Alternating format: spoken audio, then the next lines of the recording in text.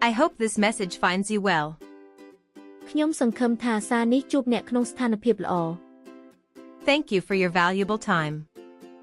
សូមអរគុណសម្រាប់ពេលវេលាដ៏មានតម្លៃរបស់អ្នក I would like to extend my sincere thanks. ខ្ញុំចង់សម្ដែងការអរគុណយ៉ាងស្មោះរបស់ខ្ញុំ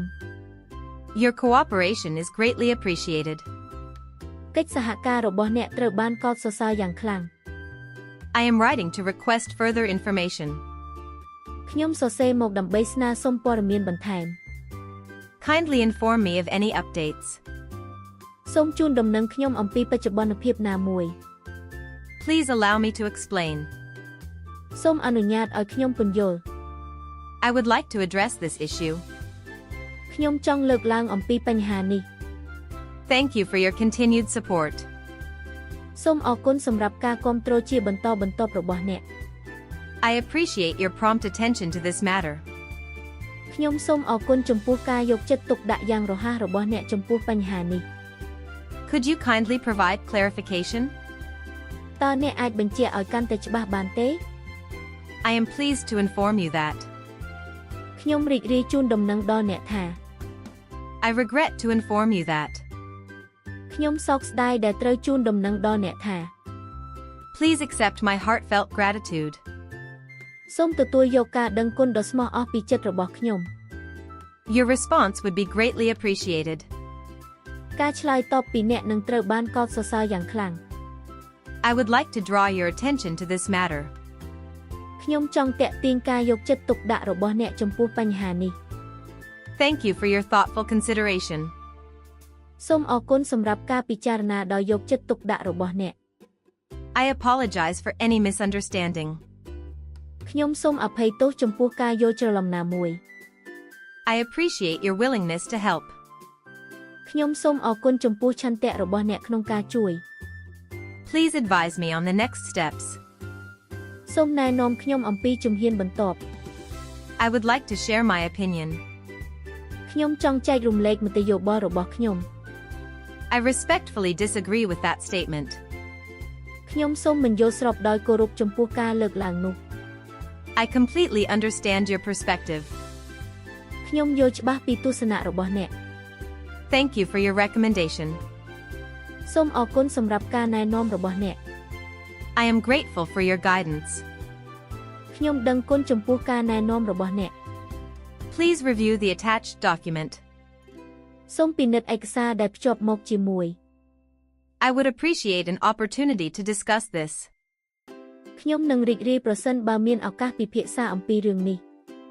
Kindly confirm your availability. សូមបញ្ជាក់ពេលវេលាដែលអ្នកទំនេរ I sincerely value your contribution. ខ្ញុំឲ្យតម្លៃយ៉ាងស្មោះចំពោះការចូលរួមរបស់អ្នក Thank you for your dedication. សូមអរគុណសម្រាប់ការលះបង់របស់អ្នក I trust this information will be helpful. ខ្ញុំជឿថាព័ត៌មាននេះនឹងមានប្រយោជន៍ I appreciate your professionalism. ខ្ញុំសូមអរគុណចំពោះវិជ្ជាជីវៈរបស់អ្នក Please accept my warm regards. សូមទទួលយកការគោរពយ៉ាងកក់ក្ដៅពីខ្ញុំ I would like to offer my assistance. ខ្ញុំចង់ផ្ដល់ជំនួយរបស់ខ្ញុំ Thank you for considering my request. សូមអរគុណដែលបានពិចារណាសំណើរបស់ខ្ញុំ I look forward to your favorable response. ខ្ញុំរងចាំការឆ្លើយតបវិជ្ជមានពីអ្នក I appreciate your careful attention. ខ្ញុំសូមអរគុណចំពោះការយកចិត្តទុកដាក់ដោយប្រុងប្រយ័ត្នរបស់អ្នក Your kindness is greatly appreciated. ភាពសប្បុរសរបស់អ្នកត្រូវបានកោតសរសើរយ៉ាងខ្លាំង